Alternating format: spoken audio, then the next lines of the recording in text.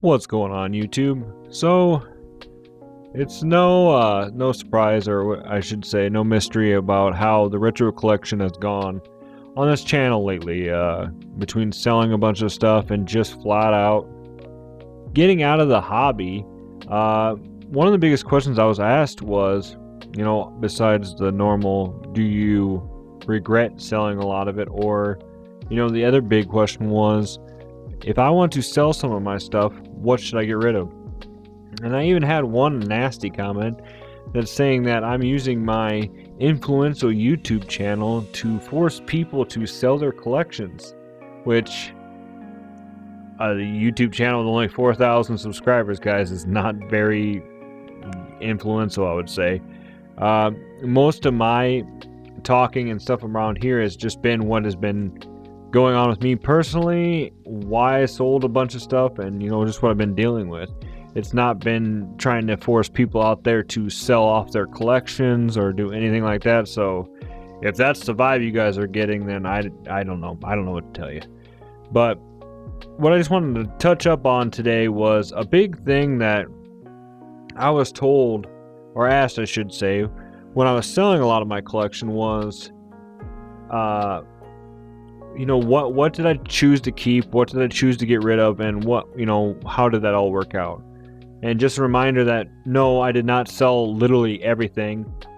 People look at my backdrop lately and think that, by the thumbnails and stuff, oh my God, Iowa Retro Gamer Dad sold literally everything. No, I did not sell everything. We're still just rebuilding the game room after the flooding we had in June. It's just taking it sweet. I'm taking my sweet time doing it, but what I wanted out of my collection after I had my epiphany, my I have too much crap thoughts going through my head, was I wanted to actually have a collection that represented myself in general instead of what I was influenced to buy through big YouTubers. So we were just literally talking about, how my little channel is supposedly influencing everybody to sell stuff. Well, in general, that could at some point be an actual possibility for some other people. I just pointed out a lot of what I was dealing with was I felt obligated to buy stuff. I felt like I had to get a huge collection if I wanted to be successful on YouTube. I felt like if I was going to be making YouTube videos with the big dogs on here, I had to have stuff that people hadn't seen, buying holy grails, spending hundreds of dollars, filling shelves after shelves of random stuff. So when it came time to, I finally was just like, enough is enough. I don't need this crap anymore.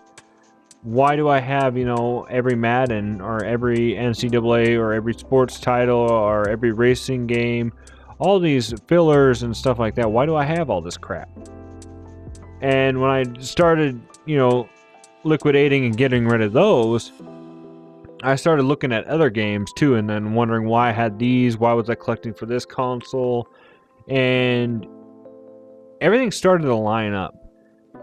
So if you are thinking about selling part of your retro collection, or you're thinking about, getting rid of some stuff, I even have a buddy who up till a couple years ago was straight out saying, I'm not going to sell anything. I'm going to amass a huge collection. It's going to be with me till the day I die, blah, blah, blah. And even he was at one point asking me, he's like, how would you sell this stuff? How would you get rid of it and everything like that? And it was just coming down to, I talked in the past video about how I took a lot of mine in my game store because I wasn't going to waste the time selling it on eBay or Mercari. I wasn't going to waste the time shipping everything. I just wanted to make a quick buck or get a bunch of credit. But when I started going through my collection, what I wanted to keep had to have some kind of impact either in my life or my gaming life in general, or I had to have some memory or something tied to this thing, tied to the game. So recently I got rid of a Dreamcast and not a bunch of games, I shouldn't say, but just a couple games with it, and then a controller. And everybody was kind of like, well, why'd you do that? And I bought that Dreamcast, I want to say going on 5, 6, 7 years ago. I bought it complete in box, even had the original receipt with it. I played it twice. Once when I first got it to make sure it worked, and another time down the road I got, I think it was Shenmue or something like that, and I wanted to kind of play that a little bit. So I did for, maybe an hour one day, and then I just boxed it up and put it back away. Well, it was just like I had no connection to it. I didn't have a Dreamcast growing up, and all the games that I really wanted to play on it were ridiculously priced. Like is it Power Stone? Power Stone 2 or something like that. Just too expensive. So I just decided that the games I wanted to play on it, I would emulate. And some of you are probably sitting there like this, going like this to your screens. Oh my gosh, emulation, digital, blah, blah, blah. And it just came down to that's what I needed, guys. That's what made sense to me. And I kept the box because I'm a box collector. As you can see from up there, I got my boys got PS5s, and I kept the boxes. And I like having the console boxes themselves. So I kept the boxes. I got rid of the console itself. And, I used that money to actually go towards buying tickets to a football game so I could build memories with my family instead of with something that's just sitting on a shelf. And then that was just a recent kind of thoughts that went through my head with everything. But otherwise, I was just looking at stuff, and it was filling shelves. It was like, why do I have this? I don't even like this. Like, I am not a huge racing fan, and I had a bunch of like random PS2 racing games, like Ford Truck Racing, or I don't know the exact name, but it was stuff like that, And I don't even like racing games. The only racing games I've ever really liked was like some of the Burnout games, Need for Speed Underground, and like Rock and Roll Racing on the Sega Genesis was like the only racing games that I really enjoyed. And I was like, why do I have all these? So I traded a lot of that in just to get credit so I could actually get games I wanted. So what did I keep? So like I mentioned earlier that a lot of the stuff I held on to was stuff that I had a connection with. And I remember, besides like, the obvious ones with like Mario and everything growing up, RPGs played a big role in my childhood. I was a huge... I've talked to a lot of you guys on here too, like specifically PS1 era. And if you guys are really into RPG stuff, especially JRPGs and everything, make sure you guys go check out Shinky RPGs. He does a bunch of videos about RPGs, really good ones, and he's also part of Super Retro Force, so make sure you guys go check him out. But PS1 era RPGs were my absolute favorite. Legend of Legaia, Legend of the Dragoon, Parasite Eve, Breath of Fire 3, and the obvious Final Fantasies and everything like that. But they really drew into me, so that was kind of like one of my going to hold on to things. And that was actually something down the road that I wanted to implement more into the channel, was PS1 era RPGs, because they were my absolute favorite ones for turn-based. And granted, I know the PS2 comes up. The PS2 and the Super Nintendo are in a close second for best era RPGs to me. But PS1, man, they really just... wow. And... and I've talked about in the past how it really emphasized later on in my life turning nerdy.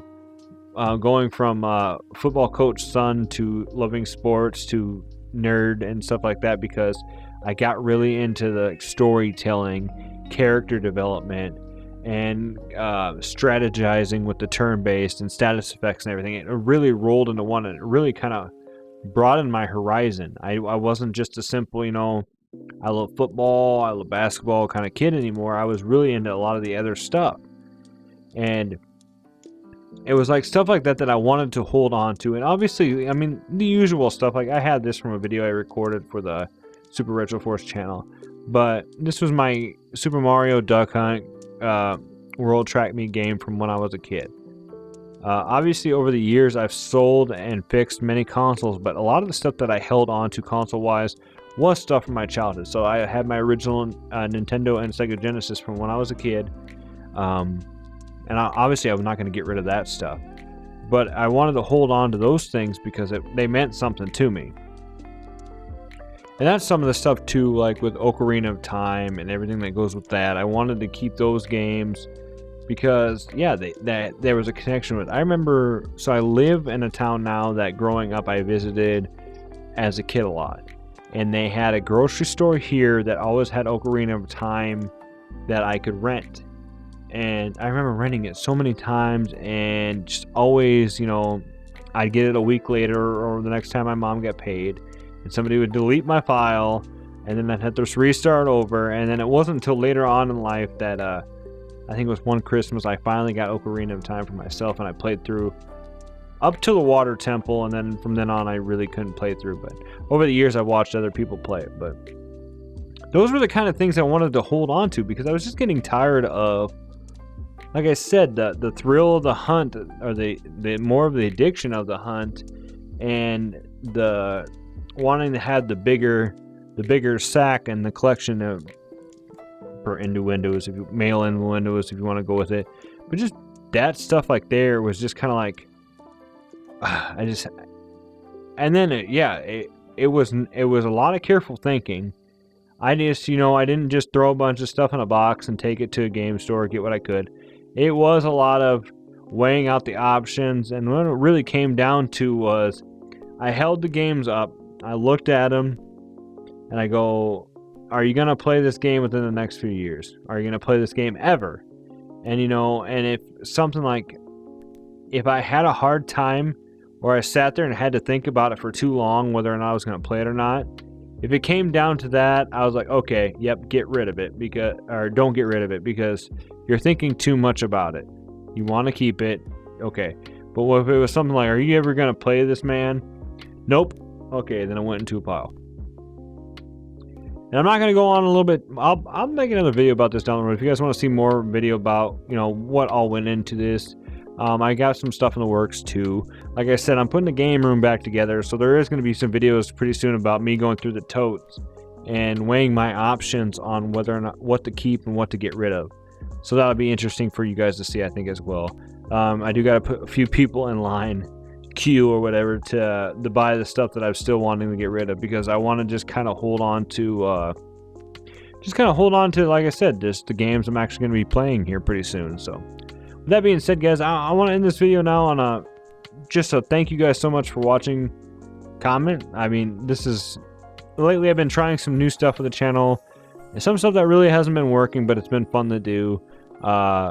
Just playing some games and then uploading the gameplay and seeing if you guys enjoy it or not. But I got my usuals. I got my diehard fans watching the stuff. Some of you guys are just kind of like, you like the content like this instead of the gameplay. So, and I understand that. I don't blame you.